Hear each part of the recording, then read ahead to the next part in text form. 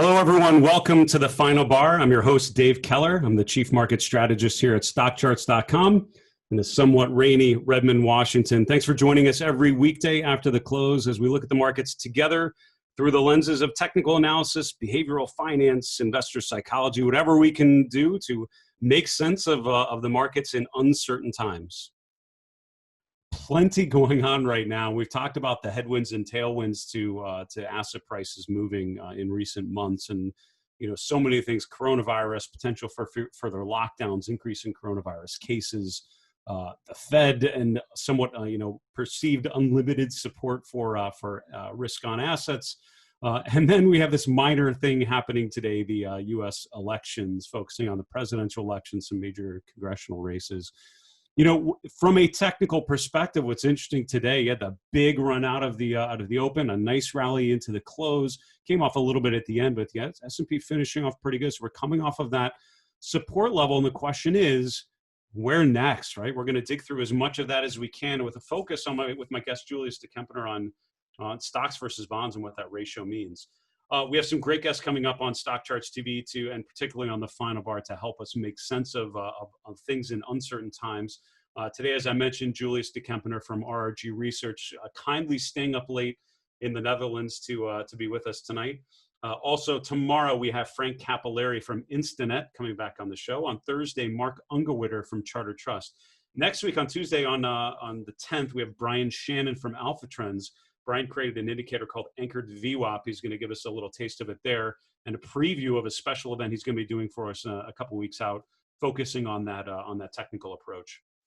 Let's get to our market recap and dig into what's happened here on Election Day. As a preview of that, we asked a question in the poll not too long ago about candle patterns. So we go back and forth between market prognostication and guessing or making predictions of where things are headed, but we also like to test your knowledge of technical analysis and different theory and practice. So we asked you about a candle pattern. There's a downtrend. You have a long down day, a long solid candle, followed by a long up day, a long up candle. Closes about 75% of the way back up the first candle's body. And the question is, what pattern is this? And as an example of what I was trying to explain in verbal form is the chart of UMC today. So you have a bit of a downtrend here. You have a long solid candle or down day. You open a little lower, you close at least 50% higher here, about 75% higher. And the answer, 50% of you got correct. It's a bullish piercing line. I always thought of it as the line being a 50% of the way up that candle. So a piercing line basically is it gets at least 50% up. This is not a bullish engulfing pattern, what some of you said. That would be if the close actually got above the previous day's open. So the second day's body engulfs the range of the first day's body. This is a little different. So the close does not get above that open. It's down around here. That's called a bullish piercing line. Both of those are bullish patterns, coincidentally. A bearish engulfing pattern would be something that happens in an uptrend, and you have the inverse of the bearish engulfing pattern. A doji candle is very different. That's actually when the open and close are right about at the same, like some of these that you see that I'm circling here. It looks kind of like a cross on the chart.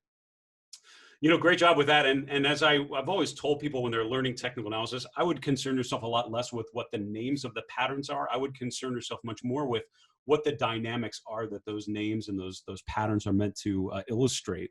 And what I've always valued about candle charts is they illuminate the markets. They visually, it's a great simple visualization of supply and demand. You can see when something changes, right? When there's big selling off of a high, you can see the big solid candles, the big black candles that illustrate the selling that happens during the trading day. So bullish piercing line, 50% of you, big thumbs up. Final Bar Nation, well done. Let's continue on with our market recap here. And, as we're looking at the member dashboard, the S&P finishing strong, came off a little bit just in the last 10 minutes or so, but overall, the big gains were out of the open when everything just accelerated to the upside. Some of these sectors were up 4 or 5%. It felt right at the beginning, settled down a bit, but overall, a pretty constructive day coming out of the lows. The S&P finishing around 3370, mid caps and small caps up even more. So small cap strength really the theme here. So the strength out of the open, the strength going into the close, it really speaks to broad buying, broad buying across the board coming off of the lows. Nasdaq 100 pretty much in line with the S&P actually. Usually there's a bit of a divergence, but not so much. And the VIX down a little bit to 35 coming off of the 40 level. 10-year yields were higher, and the TLT are sort of the standard way we look at bond prices, down about 0.5%. The dollar down as well, and we've talked about the weaker versus stronger dollar and what that might mean for a lot of different assets. But pulling back a little bit to today, commodities continued a bit of an upward move. The commodity index, we look at the DBC, usually had a really strong day yesterday, so a little more of a follow through, although most of that was just right out of the open. The rest of the day was sort of chopping around, but gold up about 0.5%. That's one of the key levels we look at. So let's look at a daily chart of the S&P 500. We'll tease out as many other themes as we can before the break here. You know, what we've talked about for a while now, and I've mentioned this range from 3,200 to 3,600. I think that was established from the September peak to the September low. I think that was, you know, validated by the subsequent peak we had in early October, and now the subsequent low that we had here a couple days ago. Overall, we've just, I think, continued to establish this range, and the acceleration of buying off of the lows is just as impressive as the selling come off of the high levels. And I think it just further cements this range as being where we're at. You know, thinking of seasonal trends between here and year end, if you caught our presidential cycle panel, the discussion was really that, you know, seasonally, the November and December are strong, and that really in any election year, that tends to be the case, regardless of who actually wins. If you look at the trends, November, December actually tend to be pretty good. Now, that does not mean it's going to go to the moon. It just means it's more likely to finish higher than lower, which means we could spend time backing and filling and heading more toward the upper end of the range over the next couple weeks to months, and that would fit in with the cyclical pattern, the seasonal pattern, and also just the insecurity, the uncertainty of where we're at. I think the real message from the S&P, besides, you know, the one thing is just, you know, lean into relative winners, lean away from relative losers, focus on what's actually getting it done on a relative basis. I think that's always a good idea, but especially now, looking at sectors like industrials and materials, you know, breaking out and sustaining uptrends. It also just tells you that, you know, if and when we break below 3,200, I think the opportunity for the market to go materially lower is very real. To the other side, if we would break above 3,600, I think a lot of people would use either of those signals as an indication of severe momentum in that direction. It's a change of character where we've now established an equilibrium around 3,400. It's not surprisingly right about at the February highs. That's about where people think stocks should be right now. And it's going to take something else to sort of propel us to new highs. And again, from a macro perspective, there are plenty of potential headwinds and tailwinds. I think now more than ever, you focus on the charts and see which way the price starts to advance. So again, this range continues to be, I think, established. Now, what it also tells me, though, is to focus on what's working and focus on what isn't. And again, I don't mean to, you know, dismiss energy regularly, but I will continue to do so until the XLE starts to look more attractive on any basis that I would do it as a trend follower. I would be hard pressed to come up with a legitimate technical reason. And an illegitimate reason would be it's gone down a lot. That's never a great reason to buy anything I've found. And so the trend is low. And if you look at the RRG, which is something I refer to often, you know, thinking of my guest today, Julius de Kempenaer, the XLE is usually far to the left and often in the bottom left corner, depending on what time frame you look at. And again, until that changes, until you get an evolution, I think you have to be, you know, avoiding sectors like that. What is working and what has been emerging are industrials. We've talked about Caterpillar. We're going to talk about you know, other stocks as the days and weeks go by. But, you know, a lot of the patterns that I'm seeing, sort of that fat pitch chart, that, you know, that sort of long uptrend with a nice pullback into a meaningful level, I'm finding it on charts like CAD, which is something we highlighted yesterday. You know, these are the types of charts that as I'm going through the S&P and I'm focusing on key names, I'm seeing that as just a really compelling pullback to an ascending 50-day moving average. It seems like that's sort of working with all the uncertainty, with all the confusion, what's happening with the world and with the markets. Charts like this seem to be working okay. And if it would fail there, if it would break down through 150, I'd reconsider that, and I'd start to revisit those sorts of things. But a lot of the charts that I'm finding that look kind of like that are in industrials. Financials are actually an interesting one. We've talked about the XLF many times. We've talked about the challenges with the financial sector. What's interesting is in the last couple of days, it's had a nice bounce. It's back above the 200-day moving average, back above the 50-day moving average. That's you know, a nice sort of reversion higher. What concerns me on the XLF is just, you know, perceived limited upside. So if you look at the Fibonacci retracement, this is taking the February peak to the March low. We've played off these Fibonacci levels actually remarkably well for the last 8 months or so.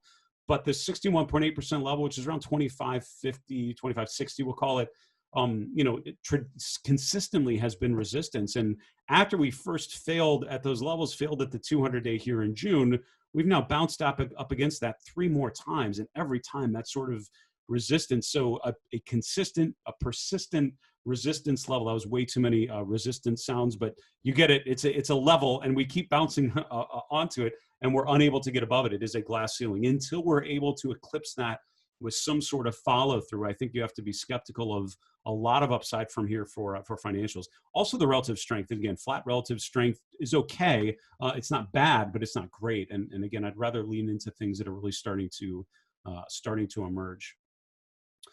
In terms of some other themes to think about, interesting to see consumer staples. This is a sector that's overall been pretty interesting, and it's held up okay, and the price is up today, which is good. It's sort of a market performer today. The challenge I have with something like consumer staples is the relative strength. If you look at consumer staples versus consumer discretionary, that ratio keeps favoring the offense. It keeps favoring consumer discretionary. So it's hard to be looking at consumer staples opportunistically relative to the other.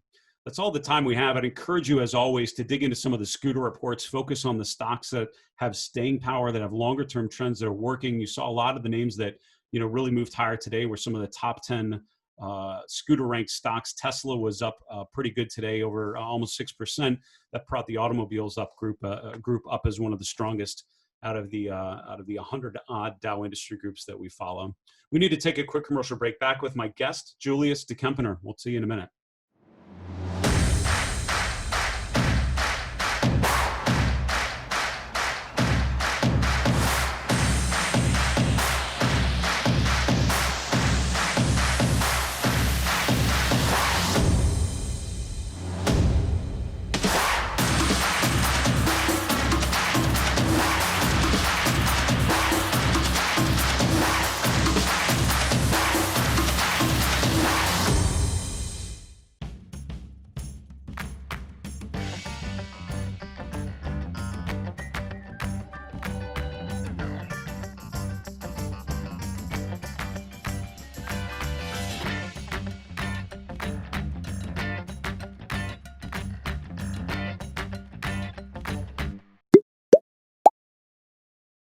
Hello, everyone. Welcome back to The Final Bar. This is Dave Keller here at StockCharts.com. We appreciate you joining us every weekday after the close as we look at these markets together. And in uncertain times, the one thing that is certain is price. You don't restate price. It is a record of where things have been. And I learned from many mentors along the way, it is the truest representation of what investors are thinking and how they're voting with their feet, which is what's most important. Now, plenty of questions are going to come up in your own journey of analyzing your charts. It invites you to email us with any questions that you have. You can reach us at thefinalbar@stockcharts.com, also on Twitter @finalbarsctv, or on our YouTube channel. Just put a comment below the video. We're going to do another mailbag segment a little later in today's show. We'll do another one at the end of the week, so keep your questions coming in. I want to welcome on my guest back to the show, Julius de Kempenaer. Julius is the founder of RRG Research. I've enjoyed getting to know Julius for years and followed his work when he was on the institutional sell side, and I was following his research. Thrilled that the RRG is on StockCharts.com. You can watch his work on his show, Sector Spotlight. Julius, welcome back to the show. Thanks, Dave. Glad to be back, and especially on this day. It is plenty going on here, and I appreciate you staying up late to give us some thoughts. We've talked a lot about stocks versus bonds and just how to think of this relationship, and a lot of question marks on these assets right about now in an uncertain period. Start us with the RRG. How do you think of this relationship? Yeah, the relationship between asset classes, I've zoomed in on the bond stock or stock bond ratio for tonight. But I mean, normally the RRG has a lot more asset classes. But what I see here, and it's a rotation that's going on for a while, is that stocks are still on the right-hand side of the graph, which means that they are in a relative uptrend versus VBINX. That's the Vanguard Balanced Index Fund. That's a portfolio that represents a portfolio of 60% in stocks and 40% in bonds. And then IEF, which is representing 7 to 10-year government bonds, remains on the left. So the basic premise, the basic way I go into this chart is that I still have to prefer stocks over bonds, because stocks are to the right, bonds are to the left, and there's actually a pretty big gap between the two. Now, from a momentum perspective, that's what we see on the vertical axis. We see that SPY stocks has been losing momentum over the last 5-10 weeks, while bonds have been picking up momentum. So the near term is actually favoring bonds over stocks. And that is actually also the case when you look at this chart on a daily RRG. It's showing you a similar picture. Now, a phenomenon that we see very often on RRGs is that rotations take place completely on the right hand or completely on the left hand side when there is a very strong uptrend or a very strong downtrend. So in this case, despite the fact that stocks have been losing momentum, bonds have been gaining momentum, there is still a fairly good chance that SPY will turn around inside the weakening quadrant, pick up momentum, and move back to leading. Now, because of the period that we are in, and you know, the elections going on today, and especially I think the run up to the elections, and more importantly, what's going to happen in the days or maybe weeks when you guys figure out who's won, and how markets respond to that. What I did is I went back to this chart in the last week of October 2016. So if you can scroll back to say October 2016, last day of October 2016. Yeah, there you are. One, yeah, so yes, this one. So this is pretty much where we are right now. This is just prior to the elections. And you saw that, you know, the image, the rotation is pretty similar. Now, if you use the arrow keys on your keyboard and punch exactly one, then you can see that this was what happening after the election. And when I saw that and I saw the current rotation, I thought, wow, that's very, very similar. So I'm going to stay on the lookout how these rotations pan out, and see if we can get a similar situation. And if this happens, then SPY just has to break to new all-time highs. It's got above these peaks, and that is the bullish scenario that I have in my head, and that's sort of my preferred scenario, so to say. You know, that it's such a great illustration. I love the comparison to 2016, and that rotation where you have the loop within that weekend quadrant reminds me of the XLK, where you had that rotation just continuing to rotate higher as the relative strength overall kept working. Now, your second chart, Julius, was and your favorite XLE does exactly the opposite on the left-hand side. On the other side, right? Yeah. So your second chart is really looking at the shape of the yield curve, which is I think is a really key story. Walk us through very quickly, if you could. We have about a minute left. What are you seeing here? Yeah, this is a really long-term chart showing the 10-2 yield curve, difference between 10 years and 2 years, and on the backdrop we got the S&P 500. I've been writing about this a few times in my blog because I think that this analysis, this longer-term analysis, especially involving the yield curve, is a little bit undercovered. But what I picked up, and I invite everybody to send them my opinions, and maybe you have an idea, Dave, but what I think I'm seeing is that whenever this yield curve dips and goes below zero, which means an inverted yield curve between 10 and 2, and it comes out of that dip and starts to rally, then we have a decline in the markets.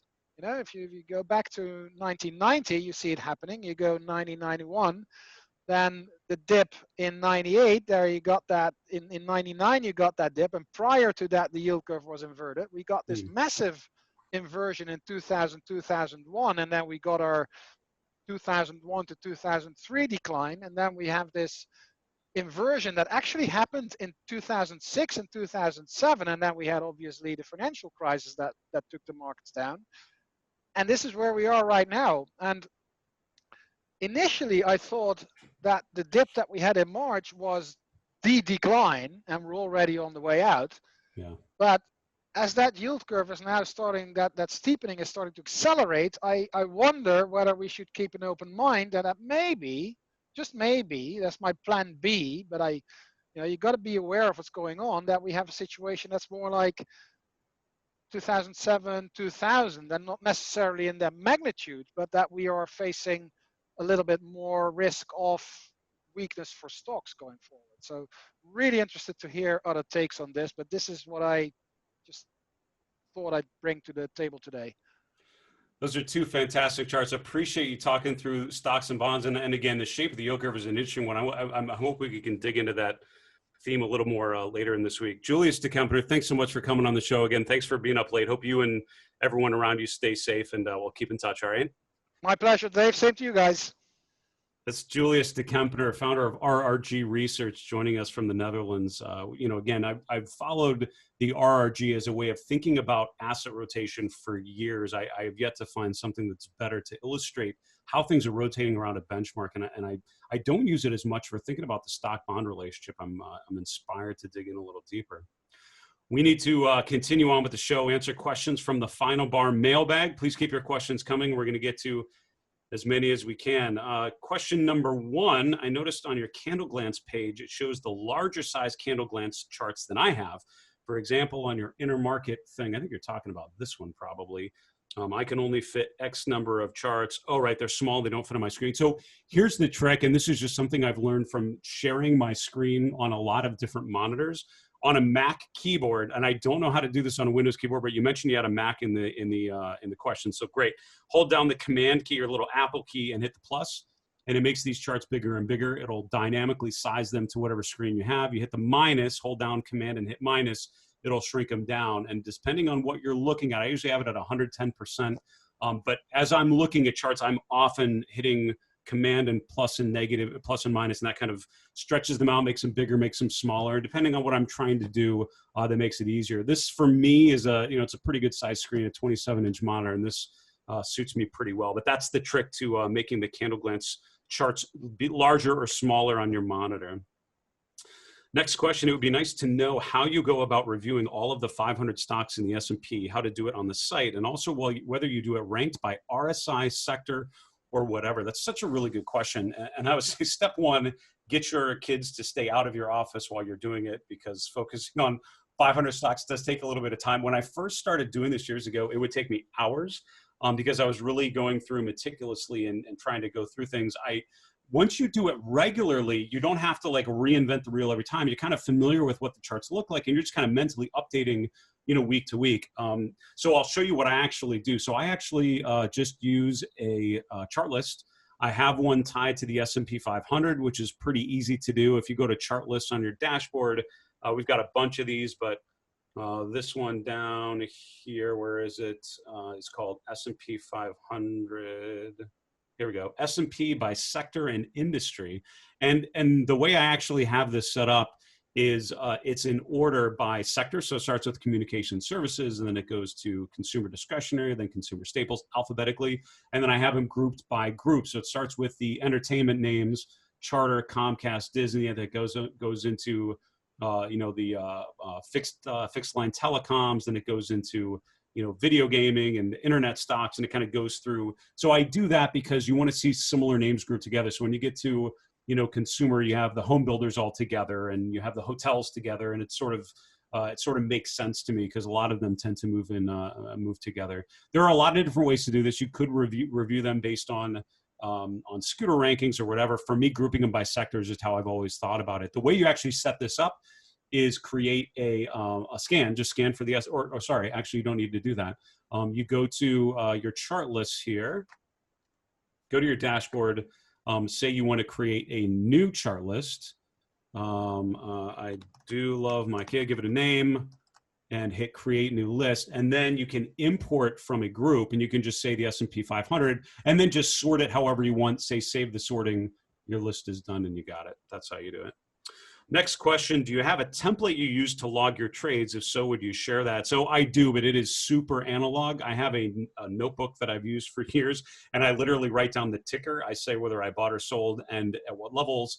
And the only thing I could really give you to hopefully add value here is my number one goal there is to keep track of what I'm thinking at a certain point, but also to log my exit strategy. So anytime you put a trade on, right below that, I have 2 lines for each stock, and it has the thing, and then right below that it has the trade, and then right below that it is, and if this happens, I'm going to get out, and I'll have a level, a technical signal, whatever it is, and I try as hard as possible to stick to that. Now, combined to that, I have a chart list, which I won't show you, but I have a chart list for all of my stocks in different personal accounts, and I add them to a chart list. I put no annotations on the charts themselves to save my thinking as an annotation. And then I also draw horizontal lines at key price levels, entry points, exit points, stop levels. I use the horizontal line feature a lot. So I don't have a position in something like Caterpillar, but if I did, I would immediately be going here to some lines and I'd be drawing something. Let's say I got in there, and then maybe that's my profit up here, and there's my stop, and I'm making this up, but you get the idea. And I'll color code these based on, got a whole color coding system that sort of helps me remember what's an entry point, what's an objective, what's a downside. And again, I would use a combination of written or some way that you can always refer back to what you're thinking, and use the annotations engine to make sure that you can remember things. That's all the time we have. I'm so sorry on the mailbag segment. I had a really good talk with Julius. I didn't want to lose any time on that one. So we will get to more questions at the end of this week. We need to wrap this show. Go to the 3 and 3 charts. 3 minutes. Here we go. Chart number 1 is called the Zweig Breadth Thrust. I can't remember if we've talked about this recently, but we have occasionally. This is named after Marty Zweig, who's an investment strategist, and popularized this idea, which was you basically have a very weak breadth scenario, and that turns to a more positive breadth scenario. It's built on the advancers relative to the total number of stocks on the New York Stock Exchange, which I've created a ratio to illustrate it. It then takes a 10-day exponential moving average of that, and you basically look to see when this indicator goes below 0.4 or 40%, that within 10 trading days needs to get above 0.61, which is the red line up here at the top. If it does that, which it's on its way to doing that, it's actually an incredibly bullish signal. It doesn't happen very often, but it usually happens after a big sell-off and you get a big rally out of the lows. It would be very interesting to see if we were able to trigger that over the next week or so. Not what I would have expected coming out of the lows, and we'll see what actually comes out, but that's it. There's also an indicator we have called exclamation point BINYBT, which actually takes what I did on this chart and translate it. It takes the green line out of there and it makes it an indicator. So easier to add it to one of your charts if you're interested. So that's the Zweig breadth thrust, which we'll be looking at over the next week to see if that's able to trigger or not. Chart number 2 is consumer staples. We talked about just the different sectors. And again, I like sectors that are outperforming. I tend to not like sectors who are not outperforming. And that is a very simplistic way of thinking about sector strength and weakness. So consumer staples on a price basis is interesting because it's coming out of the lows here. And I think the XLP around 62 or so is a really good support level. As long as we remain above that, overall it's pretty constructive. It's sort of sideways, but not bad. If we break down below 62 and get that follow through, I think that tells you of much deeper rotation. So I like overall the fact that it's back in this range. It's aiming more toward the highs. What I don't like is the fact that the relative strength is flat. And in general, I'd be much more interested in things like industrials and materials where the relative strength is improving. That shows you where people are rotating. Finally, Honeywell, I've just tried to highlight random stocks that are sort of breaking out, able to, to move to new highs. The S&P is sort of sideways. It's at the midpoint of this 3,200 to 3,600 range. I think it's worth noting that there are stocks breaking to new swing highs. There are stocks breaking to new swing lows. And I think your game plan hopefully is to, identify both of those buckets and make sure you're in the right bucket. So Honeywell is another stock within industrials breaking to a new, not a 52-week high, but close to it today on short-term strength coming off the 50-day moving average. Folks, that is our show for today. Thank you so much for joining us. A special thank you to Julius de Kempenaer from RRG Research joining us late at night for him in the Netherlands to share his take on stocks versus bonds. For StockCharts.com in Redmond, Washington, I'm Dave Keller. Be safe. Have a good night. Hey, Grayson Rose here with StockCharts. Thank you so much for watching. I hope you enjoyed that video. If you did, consider giving it a like down below, maybe leave us a comment, and if you're new to the channel, you can subscribe at the link up above. We're gonna bring you daily content from an incredible collection of technical analysts and financial experts.